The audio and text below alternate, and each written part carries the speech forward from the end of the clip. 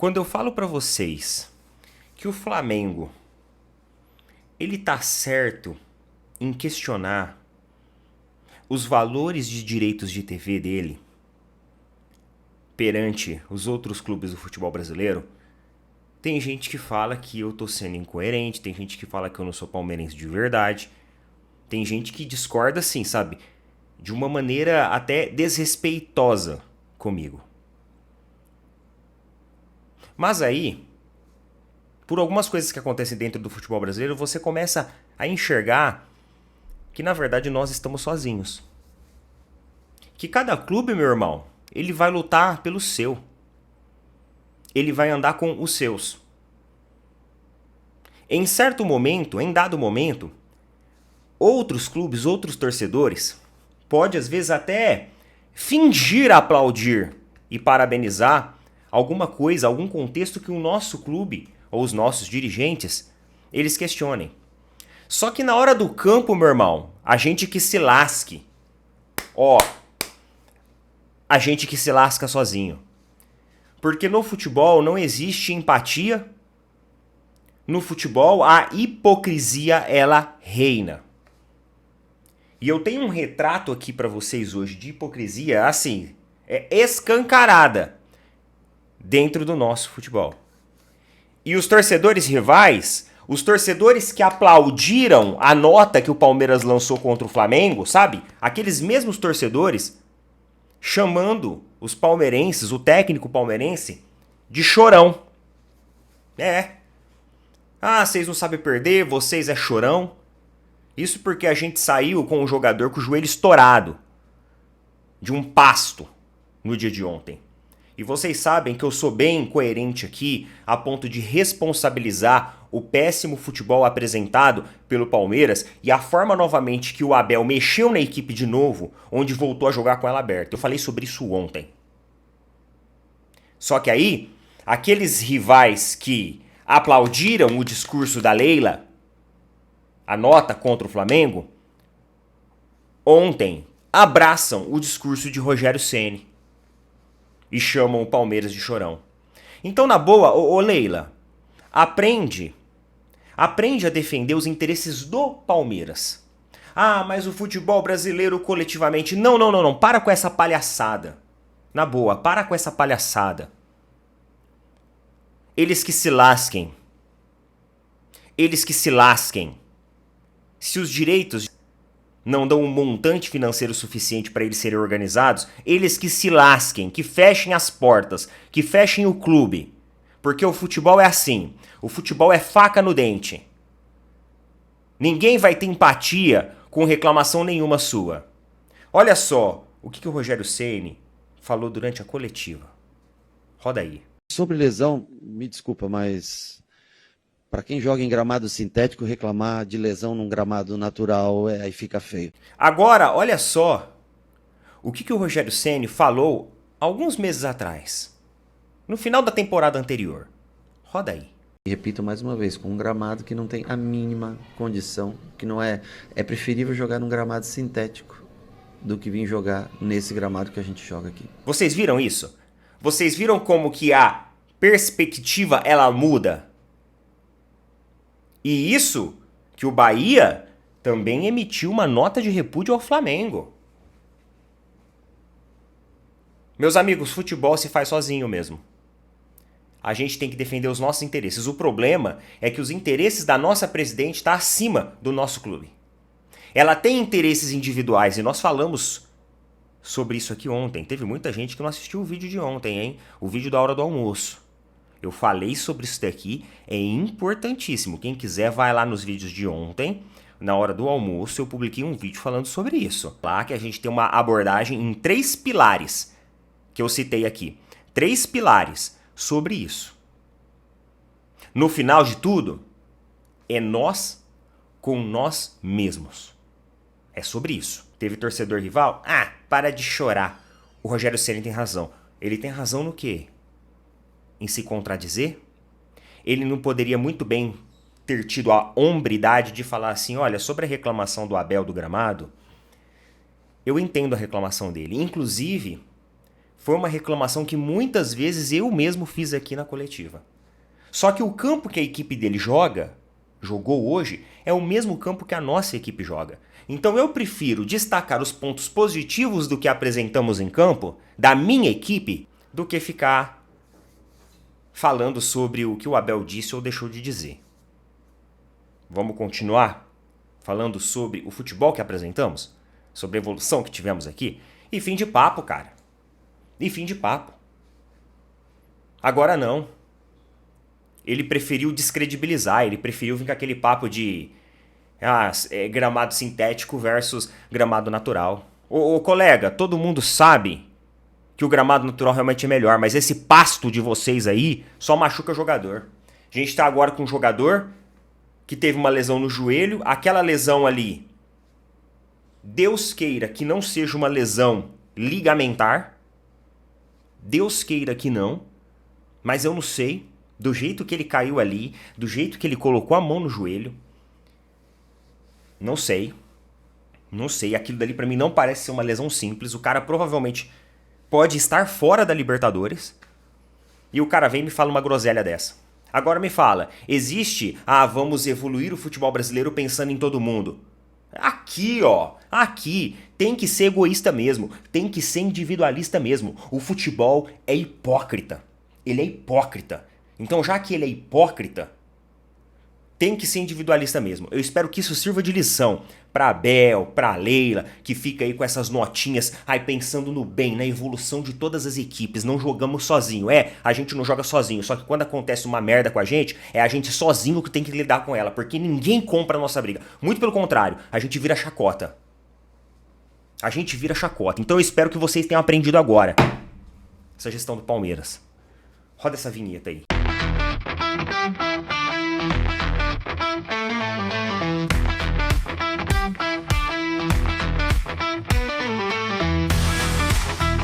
Mas vamos lá, meus amigos, é o seguinte. Como que torcer pro Corinthians é ruim, né? Assim, eu confesso pra vocês que eu não tava torcendo assiduamente pro Corinthians. Não. Eu sei que teve torcedor do Palmeiras aí que tava até com a bandeira quase enrolada no corpo. A gente tá de olho nos 6, viu? Vocês ficam falando que às vezes a gente elogia aí, um time, elogia o outro, fala que a gente não é palmeirense legítimo, mas você estava até com a bandeira do Corinthians enrolada no corpo, torcendo pro Corinthians ontem. Eu não. Eu tava bem neutro. Aquilo dali, galera, é assim, sabe? Tipo, é uma bifurcação assim, que eu não sei que lado escolher. Mas eu fico imaginando como que torcer pro Corinthians é ruim, porque o tanto de palmeirense que eu vi reclamando do jogo de ontem, rapaz... Terminou o jogo do Corinthians, mano. Parece que os palmeirenses estavam mais bravos que os corintianos. Porque, vocês têm que entender, pessoal, que os corintianos, eles têm uma rotação diferente da gente. Pra eles, jogar um tempo bem contra o Flamengo, assim, sabe? Ter domínio de posse de bola, domínio na construção de jogada, pra eles isso já vale, já. Mesmo perder por 2-1.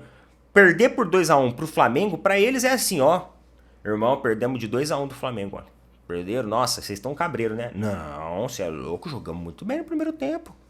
Você é louco, dominamos o Flamengo no primeiro tempo, irmão. Mano, o bagulho aqui é o seguinte, é isso. Eles estão acostumados com isso. Nós não. Nós estamos acostumados a sempre levantar a taça, sempre vencer. Então a gente não tá acostumado com resultados assim. E aí os torcedores do Palmeiras eu acho que ficaram mais revoltados que os torcedores do Corinthians, né? Mas vamos lá sobre o jogo. Bem, o primeiro tempo de fato, ele foi um primeiro tempo do Corinthians.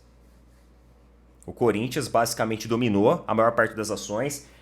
O Corinthians conseguia criar mais, chegar com um volume ofensivo maior. O lado esquerdo do Flamengo era um lado muito deficitário, principalmente com o Vinha. O Vinha claramente está fora de forma. Não tá conseguindo acompanhar, não tá conseguindo entrar na rotação da equipe. E ontem, pelo primeiro tempo, sentiu isso, porque o Corinthians conseguia se aproximar muito bem. Tanto que o Léo Pereira não conseguia dar o combate necessário, o Vinha também não conseguia dar o combate necessário. Então toda hora o Corinthians estava com linha alta. E essa linha alta fazia com que os jogadores de criação do Flamengo, eles ficassem ali enclausurados no seu setor, tentando dar bote. Só que esse tipo de jogador de criação, ele não é um jogador que tem habilidade em dar bote. Ele tem habilidade em construir jogadas, em subir ofensivamente, dão um apoio, claro. Só que quando você tem um setor do campo que simplesmente está parado, defensivamente falando, que era o que estava acontecendo com o Flamengo, tanto com o lateral esquerdo quanto com uma parte da zaga, aí, meu amigo, você complica, porque você deixa o time adversário com muita velocidade no seu campo e faz com que a construção de jogadas, os jogadores que eram para construir, eles comecem a dar apoio defensivo. E aí, a música toca conforme o Corinthians quer. E era desse jeito que aconteceu. No primeiro tempo, o Corinthians foi assim, com muita vontade, com muita velocidade, com muita garra, uma marcação homem a homem, fazia pressão ali em cima do Flamengo. Por várias e várias vezes conseguiu sair na frente ali com uma ou outra jogada do Yuri Alberto. Às vezes tentava uma ligação direta que também conseguia ganhar o fôlego, corrida dos jogadores do Flamengo. O Flamengo totalmente desorganizado, apático, devagar, simplesmente refém do Corinthians no primeiro tempo. Refém do Corinthians no primeiro tempo. O primeiro tempo ele é inteiro, praticamente do Corinthians. Talvez os últimos 10 minutos o Flamengo conseguiu colocar um pouco a bola no chão e equacionar algumas coisas. Ter um pouco ali de disciplina tática para conseguir uma jogada ou outra. Mas a grande maioria do primeiro tempo ela foi do Corinthians. E aí você tem o lance do pênalti, marcado pelo Wilton Pereira Sampaio, que é aquele negócio, caiu em Itaquera, juiz opera. Isso é regra, galera. Isso é regra. A galera discutindo, não, mas não foi pênalti, outro falando que foi e tal, mas não é isso. Tu caiu dentro da área em Itaquera, o juiz opera. Se é pênalti, se não é, isso é outra história. Vocês nem colocam isso na discussão. Automaticamente, jogo do Corinthians, Itaquera, o jogador adversário caiu, a torcida do Corinthians fez... penalidade máxima. Penalidade máxima. Eu já vi situações em que o Corinthians jogava em Itaquera e simultaneamente em outro jogo, em outra partida, lá no Morumbi, um jogador caía e os caras marcavam um pênalti no campo do Corinthians, pro Corinthians. É raro, mas acontece muito. Então, é isso. E aí o Yuri Alberto faz aquilo. Até agora eu não entendi o que aquele rapaz quis fazer, pelo amor de Deus. Eu não entendi o que ele quis fazer, gente. Ele quis... Não, na boa, aquele tipo de lance, galera, eu acho que é por falta de respeito. De verdade. Porque assim... quando eu vou cobrar um pênalti, né, se eu fosse jogador, eu pensaria dessa forma. Se eu fosse cobrar um pênalti, eu teria o máximo de concentração possível e tentaria fazer o meu melhor. Sem fazer graça, sem fazer firula. Se ele fez graça e ele fez firula, é porque de alguma forma ele quis tentar, sei lá, menosprezar o Rossi. Ele quis tentar humilhar o goleiro.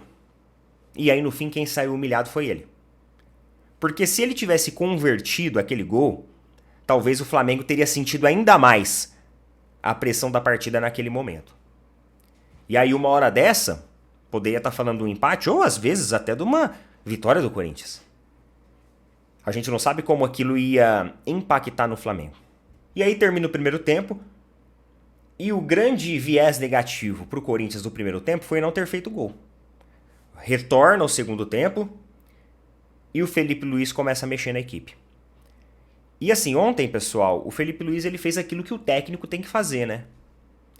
O time tá jogando mal e ele fez o time performar melhor. Sem ter que mexer muito. Inicialmente ele não mexe muito. Ele mexe basicamente em 2 jogadores. O Vinha, que deixava uma avenida no lado esquerdo, e o Léo Pereira, que estava sem tempo de bola. Com essas 2 substituições, ele equaciona as linhas de marcação melhor. Lembra que eu falei para vocês que os jogadores de criação ficavam enclausurados? A partir desse momento não mais. Por quê? Porque ele tinha marcação efetiva acontecendo ali. E isso permitia com que os espaços do Flamengo fossem melhores aproveitados. Obviamente que ele também mexeu na linha de ataque. Ele começou a trazer o Samuel Lino caindo mais pelo centro, na tentativa de puxar uma marcação ou na tentativa de aproveitar os espaços ali e a mobilidade do jogador. Então ele não só mexeu naquilo, mas ele mexeu também na forma de se movimentar. do Flamengo. Ele aproximou ali o Arrascaeta dos jogadores mais ofensivos, do Samuel Lino, por exemplo, e ele fez com que o time ganhasse mais fôlego. Que no momento ali, numa ligação direta, o Corinthians vai lá e encontra o primeiro gol. E o que parecia ser aquele jogo que o Flamengo iria melhorar, o Corinthians faz um gol e é como se jogasse um balde de água fria no Flamengo. Só que, na verdade, o Corinthians jogou o balde de água fria e o Flamengo não sentiu a água fria. Ah, tá calor. Joga mais um pouco de água aí. Bora lá. Porque o Flamengo começa a reagir na partida. E a partir do momento que o Flamengo decide colocar a bola no chão mesmo e começar a trabalhar os espaços, a equipe se organiza melhor e começa a jogar muito. Mas muito melhor que o Corinthians. Além disso, o Corinthians já demonstra um certo cansaço em virtude do primeiro tempo. O Corinthians perdeu esse jogo por causa do senhor Yuri Alberto e por causa que no primeiro tempo não teve capacidade de converter isso em gols. E aí o Flamengo começa a aproveitar melhor o jogo, faz o gol de empate, numa boa jogada lá, com uma assistência do Lino ao Arrascaeta, Arrascaeta marcando mais um gol, mostrando mais uma vez ser um jogador efetivo. E a partir daí o Flamengo meio que domina o segundo tempo do jogo, né? O Corinthians fica com medo, entra naquele modo Dorival Júnior, retrancado, onde parece que o empate eles já estavam felizes, até tenta a ligação direta de novo, mas não consegue. E depois o Felipe Luiz começa a trocar. Luiz Araújo, coloca Jorginho, começa a trazer fôlego para a equipe do Flamengo, que melhora ainda mais do que já estava. E aí o Luiz Araújo vai lá e faz o segundo gol. Uma virada do Flamengo. Vamos dar uma olhada na classificação? Vamos lá? Flamengo, primeiro lugar com 54 pontos, isolado na liderança. Agora isolado mesmo. Palmeiras pode fazer até o jogo que está devendo lá, que não passa o Flamengo, ainda fica 2 pontos de distância. Nesse momento tem 5 pontos de distância. Segundo lugar, Cruzeiro, que cruzeirou ontem. E tem um jogo a mais que o Flamengo. Então isso mostra que o Flamengo realmente agora está isolado na liderança. E o Palmeiras, 49 pontos, com 23 jogos. Mirassol, 42 pontos, com 24 jogos. O Botafogo perdeu, não há meio do Ancelotinho vencer, né? E o Fluminense vence o Botafogo na estreia do Zuzu, do Zubeldia. Que combinou com o Fluminense, né? Combinou, né? Saiu de São Paulo, agora Fluminense. Todo mundo em casa ali. Ai, meus amigos, é isso, cara. É isso. Beleza? Neto, próximos jogos. Vamos ver, vamos ver. Eu também não sei. Ah, o próximo jogo do Palmeiras é contra o Vascão. Ei, Vascão, hein? Contra o Vascão. E o próximo jogo do Flamengo, o jogo do Vasco Palmeiras vai ser quarta-feira às 19 horas. E o próximo jogo do Flamengo é contra o Cruzeiro. Jogo de 6 pontos. Jogo de 6 pontos. Na quinta-feira, às 20h30. Beleza? Coloca nas opiniões aí. Boa segunda-feira, boa semana pra todo mundo. Tamo junto. Valeu, falou, até mais.